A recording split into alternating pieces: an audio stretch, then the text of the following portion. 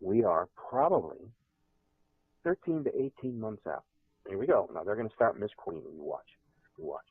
And they'll get it all wrong. Write this date down. I'm going to go public as of this moment. Everybody out there, grab a pen and pencil. Just scratching, pen, pencil, whatever.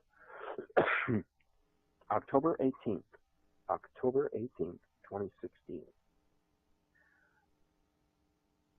I'm going to suggest and predict that on or about that exact date, a day before, a day after a date passed, that there will be first proof of extraterrestrial landings in either Mexico City or Veracruz on the ocean, Pacific side, or in both simultaneously. And that will signal the beginning, excuse me, tight throat tonight. That'll be the beginning of the new line of communication being set.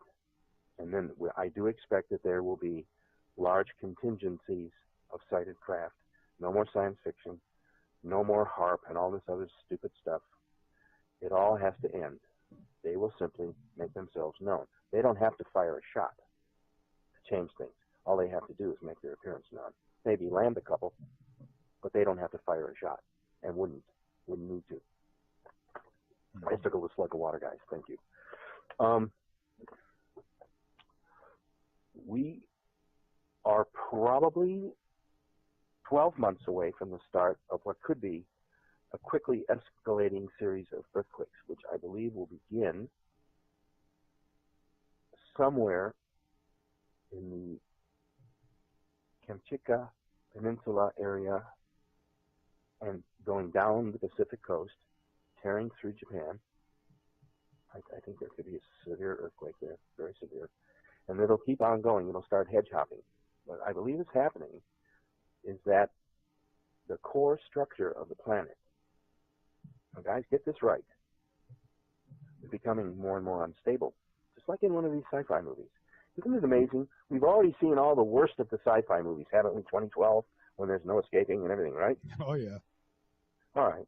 Well, no, it's not been that bad, you know, and don't try to make it like that. That's not what I'm doing. Well, you know, there was just an 8.0 off of Alaska, right? I think it was today. No, it's probably up on my screen on my emails.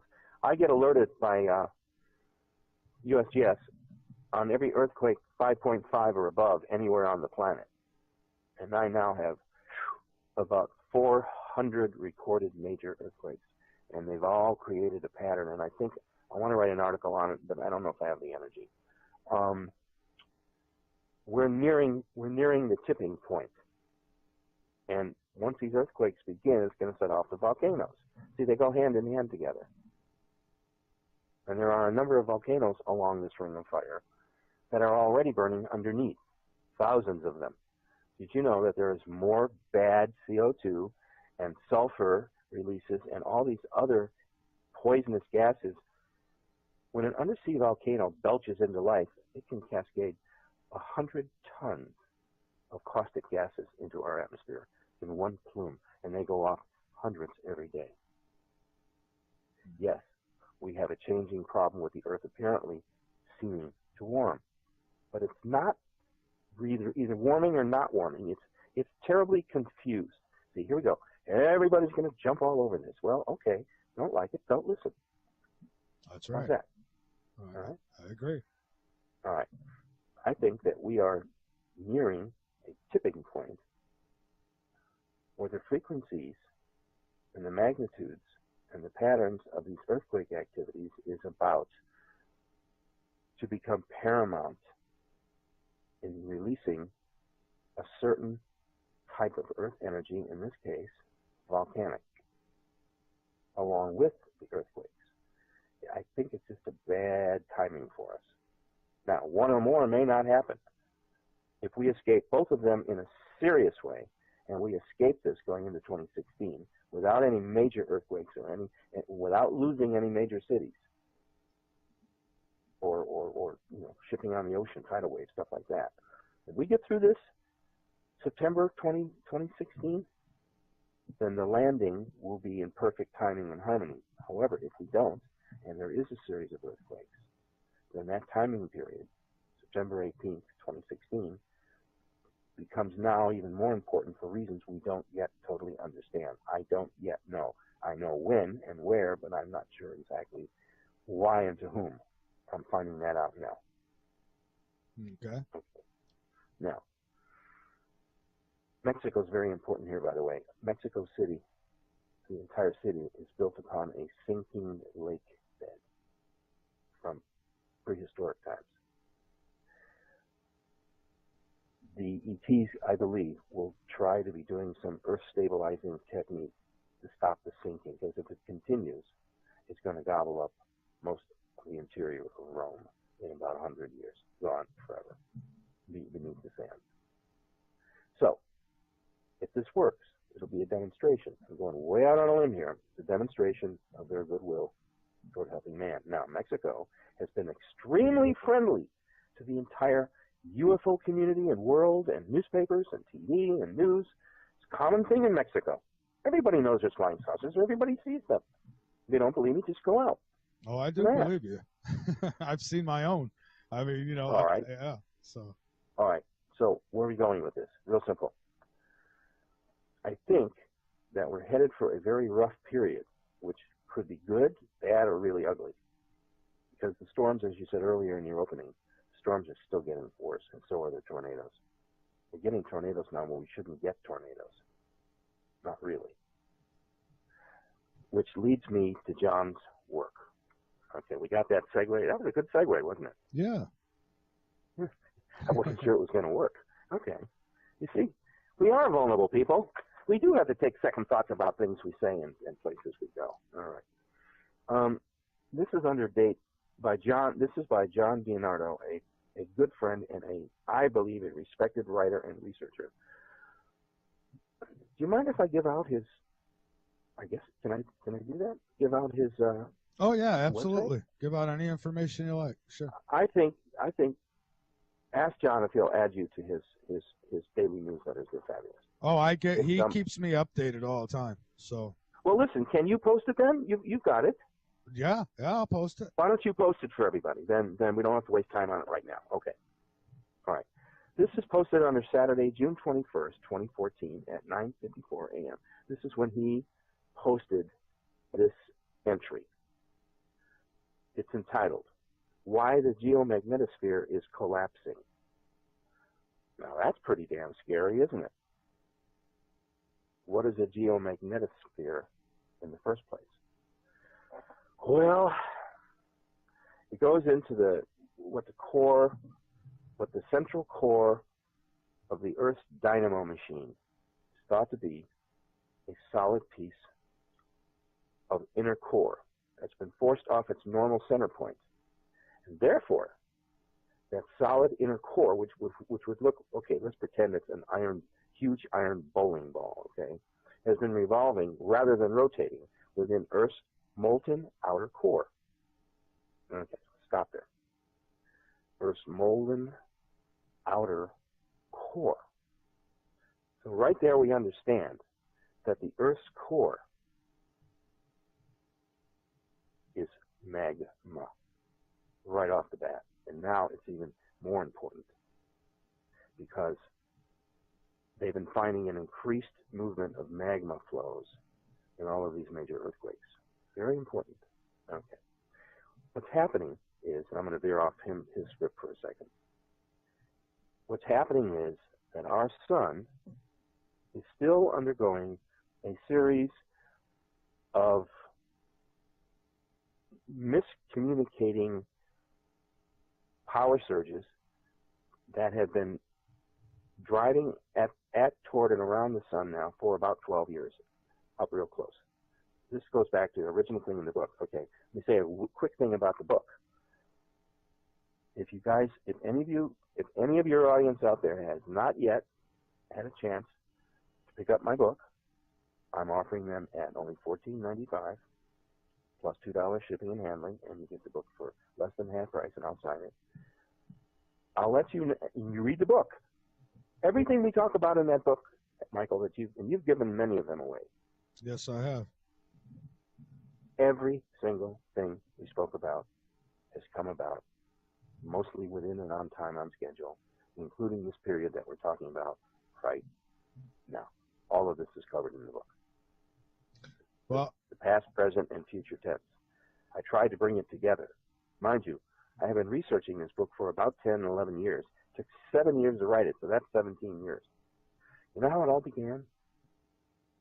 By a cave painting in a snake-infested cave in Yucatan in 1978, which I was an expedition member. I very rarely talk about this. I very rarely talk about this.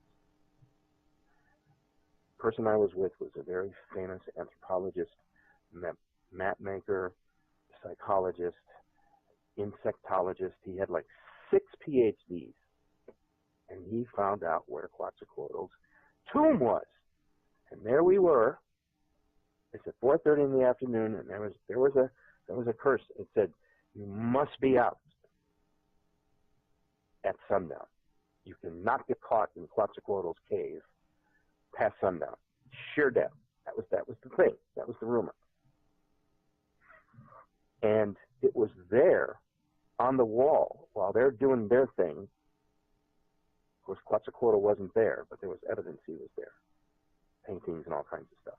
And some relics, which we didn't touch. I saw this map thing to scale of this object that appears to be coming toward the solar system. These were like little pictures, like little pictographs. And if you really looked at them and your eyes moved, you could see this object. These are little paintings of this object coming toward our solar system, whipping out behind the back of the sun and back out again. And then it went out into what looked like a void, these pictograph paintings. And we were not allowed to have any cameras. That was the agreement with the Indians. These were the real descendants of the Incas and the Aztecs. By the way, they are now not that much different, the two cultures. I tried to cement it in my mind, and then when I linked it up with chapter 8 in the Book of Revelation, which is all the trial and tribulation that Mother Earth will go through at this point in time, so many years out from the start of the tribulation, that it all suddenly came together. You see, I had this wall. I remember I was in my apartment in Colorado, and I had this white wall, and I knew how to plaster little holes, you know. So I had this wall full of cue cards and pictures and pieces of this and that story, all about Wormwood and this Planet X and this thing that they call the dwarf brown star, and went on and on and on, and I got all of this evidence. And suddenly, it started to come together like a picture. It was Michael, this was one of the most magical, special moments that I can remember, is one afternoon, I suddenly looked, I breathed into the living room, because it was on the living room wall, and I stopped, and I looked, and I turned around, and I looked again, and suddenly, I saw what was slowly coming together in bits and pieces. It was like looking at a map of the United States with, 3/4 of the states filled in. I'm using that as an example, okay? And I said, I know exactly what this thing is. And I went to town, and I filled in all the blanks, and I knew exactly where to look, because each clue that I had engaged me to keep going until the next clue.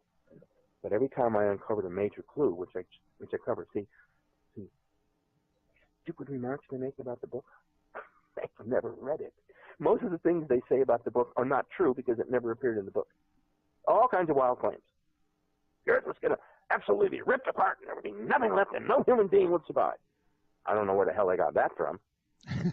So, most of these rabid fans, and I'm sure, and I don't mean that too disrespectfully, that really hate the book have never read it. You can't hate something that's absolute truth based on years of research. By the way, every single chapter has its own bibliography, page number, section number, publishing date, publisher, everything. Everything in there can be checked out. I dare you to go after one fact and prove it wrong based on my bibliography. You do that and you find one, you bring it to me. and I'll make corrections, okay? And anybody out there, I just challenge you. I get these ridiculous statements attributed to this object, which people don't know if they say Planet X. Let's jump right in there real quick. Let the other thing go now, okay?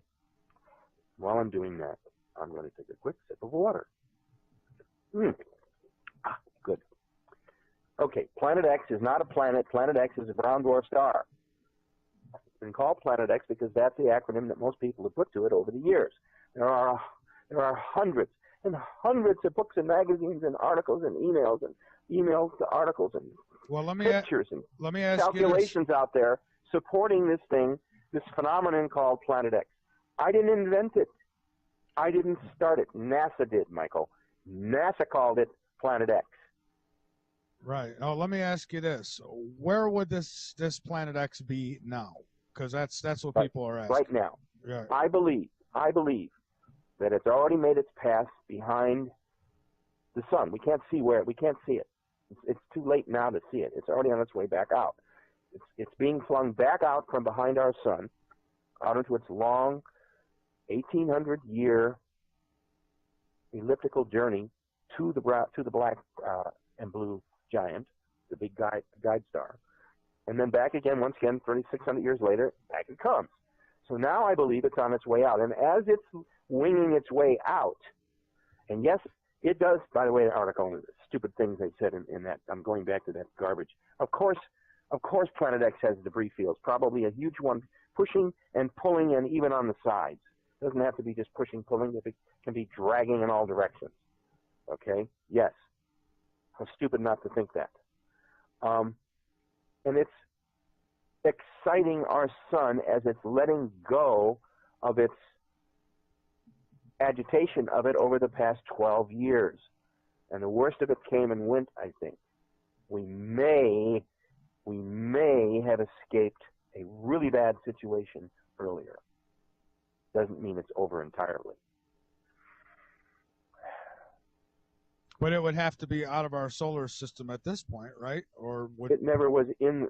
That's another fallacy. It was never in the solar system. It approached it and went up and around the entire solar system, up and over and around the backside of the sun. It's a little technical. Okay. Now, the important thing is that as this celestial body, I believe, my own calculations, I believe it's about the size of Saturn, but 60 times Saturn's mass because of what it once was. I believe that this thing called Planet X, this brown dwarf star, here we go, Michael, the knives are going to come out. Watch. I can hear them ripping already. I believe that this little brown dwarf star, about the size of Saturn, was actually a child of the sun, so to speak. It was a young baby star that was in the process of becoming a fusion star like its mother, if I can talk in, kindergarten terms. And when this disaster happened about 4.5 to 5 billion, 5.5 billion years ago, this giant asteroid comes crashing through the plane of the ecliptic. I'm going to run the whole thing, Michael, in 2 minutes. Smashes through the plane of the ecliptic, taking out several of the outer planets. One of them was probably a planet called Marduk, which was a large rocky planet situated between Mars and Jupiter. And that's curiously where there is a huge field of rock and debris. And everyone comes to the conclusion that something had to be there. Yeah, there was a planet there. And what's left now is this huge debris field. Okay? All right. Well, Dr. Rand, I seem to have lost you. So this will probably be a good time to go into a break. And then I will bring Dr. Rand back on with me. Kind of strange. And then we'll take some calls. 803-317-2264. We'll hang up on you. So, you're welcome to ask questions, but accusations, no. So if you got questions, fine. All right. So with that, and Dr. Rand, I'm not saying that because there's a bunch of people who are, saying stuff in chats or anything. I just got to make that clear sometimes. So that's okay. Everybody's got an opinion. That's right. That's right. All right. So I'd like to hear their opinion. If they present it that way, I say, okay, let me think about that. Right. Make And sense? it does. And lines are open, 803-317-2264. I know David Koss just tried calling in, and he dropped. So, David, if you want to call back in, I'll take your call. But, okay, he's calling in now. So we've got David. Uh-oh. Oh, there you are. Hey, David, welcome aboard. Hello, Michael. I just was fascinated by your guest, Dr. Rand, this evening. I really enjoyed listening to him. Hey, Doctor. Hi. How you doing, sir? Excellent, excellent. I had a few questions that I wanted to ask you just about the orbital proximity of this planetary encounter that everyone's been talking about, and there's so much hubbub about. I was just wondering, in your opinion, since you stated that it might be a 3-year window that it could be approaching us, do you know how close it's going to come? Yes. In order to answer your question, I'll cut right to the chase. How's that, buddy? Okay? Oh, excellent. All right. Now, it's present day in June. Or 23rd? 24th? 23rd. Tomorrow's election day, 23rd. 23rd tomorrow. We will be at a point where I will know one way or the other these new time portals and how they all work into the equation. My time portal is as this. I'm going to go back to the September 18th, 2016 date. That's always my anchor date. Anything forward or backward, I'll let you know. Like, AD and BC. Okay? Mm-hmm. Now, this object, this celestial phenomenon, which should rightfully be called wormwood, as dictated to us in chapter 8, verse 11 of the book of Revelation, and I'm quoting, "And the name of the star was wormwood." It's right there in Scripture. It's good enough for me to understand that that was the name that the ancients gave to it. I didn't come up with the name like some people have accused me of. Come on, guys. Long before me, there was a wormwood way, way back. I just reported on the facts. That's all. I brought the story up to date. That's what the Return of Planet X is.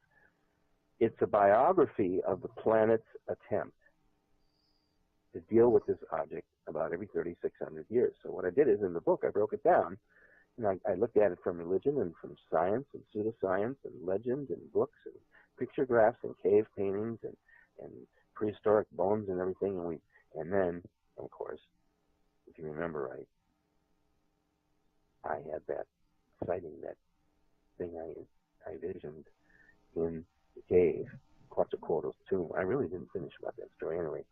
Anyway, they did what they had to do, and then just as we were finishing up what they were doing, I think they were taking pictures illegally, I'm not sure. The Mexican police routed us out of there. Like, Gringo, come on, because the Federales had found out that we were taken there by the Native Americans, and it caused a huge problem. We barely got out of the Yucatan. I'm telling you, it was exciting. Oh my God! I mean, it was just like cops and robbers. Everybody had guns and machetes, and it was like, ah! This is the Mexicans for you, Mm-hmm. And that was back in 1978. So anyway, I go back to what I saw on the wall, and I realized all the pieces. That was the image. That's all that I needed. Remember, I told you I had all these pieces of evidence and 3x5 business cards and newspaper, all kinds of stuff, hundreds and maybe thousands across the wall. That's what it all pointed to. It made sudden, absolute sense. And then, of course, NASA makes their proclamation. We don't have to go into that. Although, I found something very interesting. Yeah, let me do this. This will be fun. By the way, I'm happy to take any calls, please. All right, well, we have one now, and I guess people are asking in the chat, so how close? Now, you said this thing was on its way back out, and obviously there's questions. Yeah, it's on its way back out. Yeah, let me address that real quick. Where is it exactly as of today? It's already on its inborn course has already rounded the solar system. That's what took 12 years, causing disruption to all of the. As it went, it caused all the planets to waver. It's because of its huge magnetic forces, like magnets, back and forth. And it has now completed its pathway up and under the sun. That's why early on it was fairly visible in places like Argentina and the tip of South America. There are many, many, many photos. Do not assume, people. Do not assume that the biggest observatories in the world don't have pictures. How naive. Well, I've just seen a video on the YouTube recently about a observation post put on Antarctica that shows a picture of something quite large just off the edge of the sun. And is that a picture of it leaving our solar system? It's possible, of course, having not seen the photograph, but I've seen many pictures such as you've described, and if it's how I think I see it from you telling me, yes, it's probably one of those genuine photographs. All right, it's just one of the most uncanny, sir. I cannot explain it. Why the international press, not one person in NASA questioned any of that. Why? Well, you know what I think? I believe that there's been a lot of military, deep underground military bases built with tube shuttles in the United States as well as around the world in the last 50 years. And the reason for that, I understand they have underground grow gardens and whatnot for places for our elite to scamper to in case this Planet X does come and cause all kinds of havoc. But this agenda... So she's on her way out. Here's right. The good news. That's the good news. But she's on her... She's, I call her, Wormwood. She's on her way out now. Right. But this Agenda 21 that they're talking about, which is the removal of 90% of the Earth's populace by 2029, would point me in the direction of actually believing that these Greys are at one of these deep underground military bases near Dulce, New Mexico, and they're intending to cut down our population to the size where they can control it. And that's the purpose of these underground military bases in all the states now. Well, that's a heavy indictment. Wow. Well, what I understand is they're kidnapping our children, ages 3 to 12, and taking them there to drain their pituitary glands of hormonal extract to mix with chemicals to feed themselves and their young. And this is the reason they want to curtail our populace to like I say, 10%, so they can just use the children that are that age and take them from them and hook them to these drainage machines. So that's the purpose of the. Have they produced any evidence to this effect? Well, only the fact that we're missing 250,000 children in the last 10 years, and the pedophiles can't be blamed for all that, and especially when you question where the bones are or whatever. There's no bones and there's no remains, and where are all these children disappearing to? So, with the move in of the Monsanto and HARP and the military wanting to take away all our guns and whatnot, it just all points in that direction to me with, like I say, this Agenda 21 coming down through our governmental agencies. So that's what worries me and has made me, question a lot of facts and figures. There's good news and bad news with that, sir. Right. The good news is they may not get the chance. Yeah, that's what I believe. We may be hit so hard they'll get jolted in the face because it could come at any moment. Right. Now, the bad end of that is whomever or wherever the destruction hits is going to have a very rough time, because I assure you, I went through the earthquake sequence in Northridge, in Studio City in 1994. I was in a building that came down. We had to dig us out, so I know. I was living in Venice, California, and I remember that as well. Were you, sir? Look at that. Yes. I was right there in Studio City. I got pounded by 2 earthquakes at the same time, crisscrossing each other. Well, the 10 freeway was the truth of what happened. Yeah, the 10 freeway fell. Did you know that FEMA and LA pulled off the biggest scam in history? Do you know that was a 7.8? And you know what they turned it into? What? A 6.8. Anything over 7, every single citizen would have had to be given $5,000 on the spot. That's the law. You felt the tremors for like 3 days every hour. Oh, yeah. I couldn't go back. The whole house would shake. The whole house would shake. Oh yeah. A couple of minutes for 3 days. I had to sneak in to get my computer. And Doc, can you hear me? All right. First off, you got to turn the show off in the background there, and hold on. We've got to get Dr. Rand back on. I don't know what's going on here. I took the call and it muted him. So let me add him back in here. And oh shoot, let's see here. All right, let's call him back. Certain people, when they call, Call has been forwarded to an automatic voice message system. Well, hold on a second, folks. Trying to get Dr. Rand back on here. Let's try this again.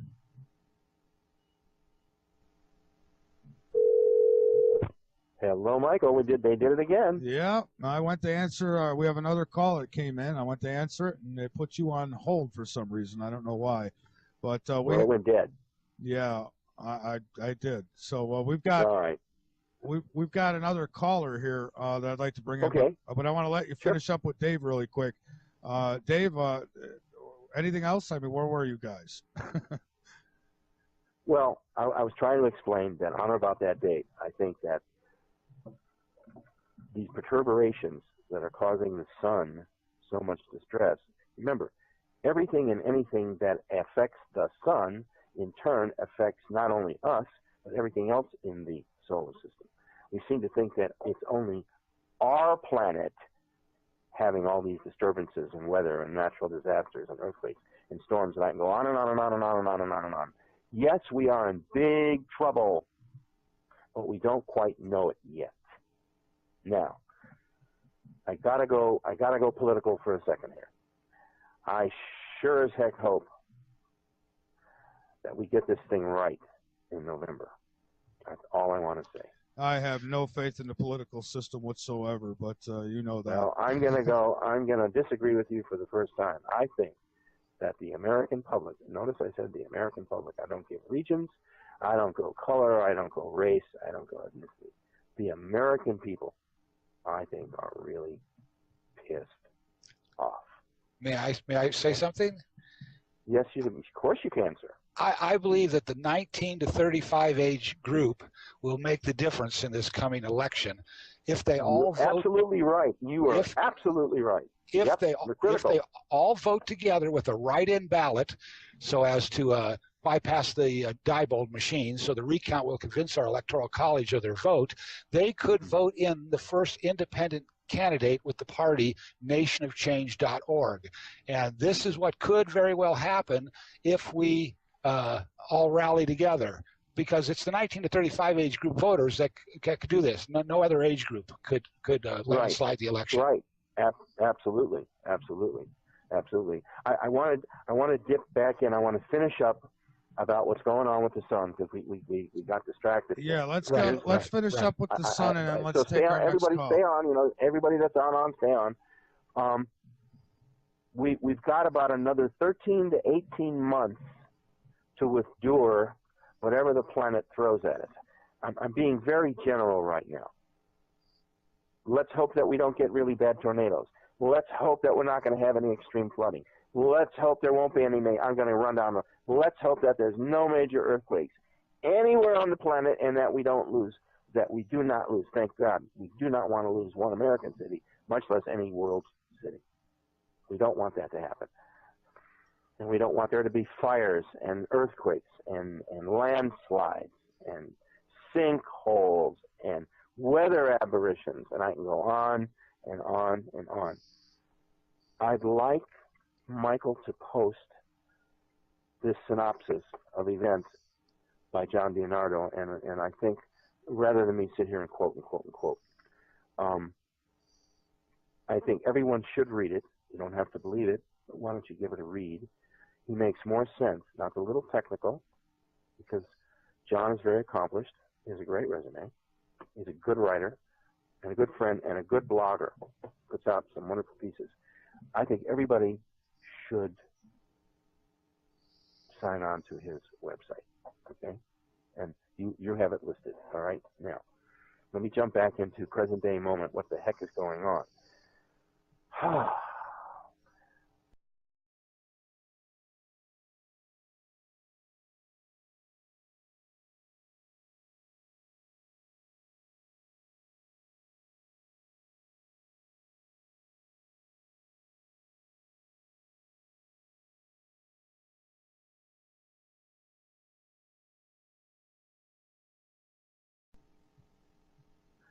we are probably 13 to 18 months out.